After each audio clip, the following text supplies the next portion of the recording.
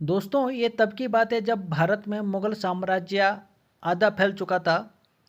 उस समय आनंदपुर साहिब को कई महीनों तक घेरने के बाद मुगल सेना और पहाड़ी राजाओं ने गुरु गोबिंद सिंह जी को झूठी कसमों और वचनों के सहारे किला छोड़ने पर मजबूर किया।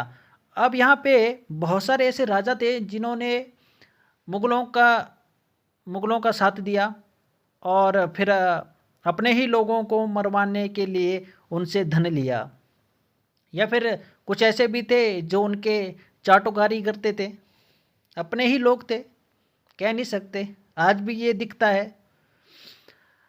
रात के अंधेरे में जब गुरुजी अपने परिवार और सिखों के साथ निकले तब सरसा नदी उफान पर थी। उसी अफरा तफरी में गुरुजी अपने दो छोटे पुत्र जोरावर सिंह और फतेह सिंह तथा माता गुजरी जी से बिछड़ गए।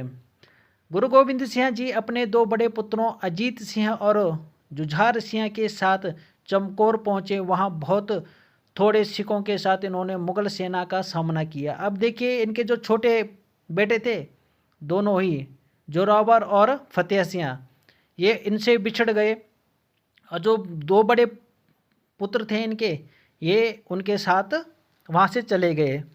बाद में इनको पता चला कि हमारे जो छोटे पुत्र हैं और माताजी जो हैं वो कहीं और चली गई हैं। इनको विश्वास था कि कोई ना कोई उनके साथ है। वहाँ बहुत थोड़े सिखों के साथ इन्होंने मुगल सेना का सामना किया। पहले अजीत सिंह युद्ध के लिए निकले और लड़ते लड़ते शहीद हो गए। उनके बाद जुझार सिंह भी मैदान में गए और उन्होंने भी वीरगति पाई। चमकौर की इस लड़ाई में गुरुजी के दोनों बड़े पुत्र शहीद हो गए।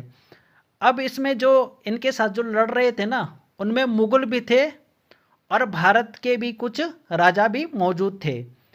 अब उन्हीं की गद्दारी के कारण इनके यहाँ पे दोनों पुत्र क्या हो गए, शहीद हो गए थे। उधर माता गुजरी जी दोनों छोटे साहिबजादों को लेकर एक सेवक गंगू के घर पहुंची। लालच में आकर उसी गंगू ने मुगल अधिकारियों को उनकी सूचना दे दी। अब देखो यहाँ पे क्या कहानी घूमी है। जो गंगू है ये सेवक था गुरु गोबिंद जी के घर में। अब मदद के लिए गुजरी ने क्या किया, अपने दोनों पोतों को लेकर इस गंगू के घर पहुंची कि यार तुम क्या करना, इन छोटे बच्चों की देख रेख करना। विश्वास था, लेकिन इसने क्या कर दिया, लालच के कारण विश्वासघात कर दिया। उन्हें पकड़कर सरहिंद ले जाया गया और ठंडे बुर्ज में कैद कर दिया गया। वहां बच्चों को डराया गया और कहा गया कि अगर वे अपना धर्म बदल ले तो उन्हें छोड़ दिया जाएगा। लेकिन दोनों बच्चों ने साफ मना कर दिया। देखो, अपने धर्म के प्रति इन छोटे बच्चों ने क्या जज्बा दिया या क्या हिम्मत थी इनके अंदर। छोटे छोटे बच्चे और डरे नहीं, बिल्कुल नहीं। सरहिंद के नवाब वजीर खान ने क्रोध में आकर आदेश दिया कि बच्चों को दीवार में जिंदा चिनवा दिया जाए। दोनों छोटे साहिबजादे जोरावर सिंह और फतेह सिंह इसी प्रकार शहीद कर दिए गए। यह समाचार सुनते ही ठंडे बुर्ज में ही माता गुजरी जी ने भी अपने प्राण त्याग दिए। इस प्रकार गुरु गोबिंद सिंह जी के चारों पुत्र धर्म और सत्य के लिए शहीद हो गए।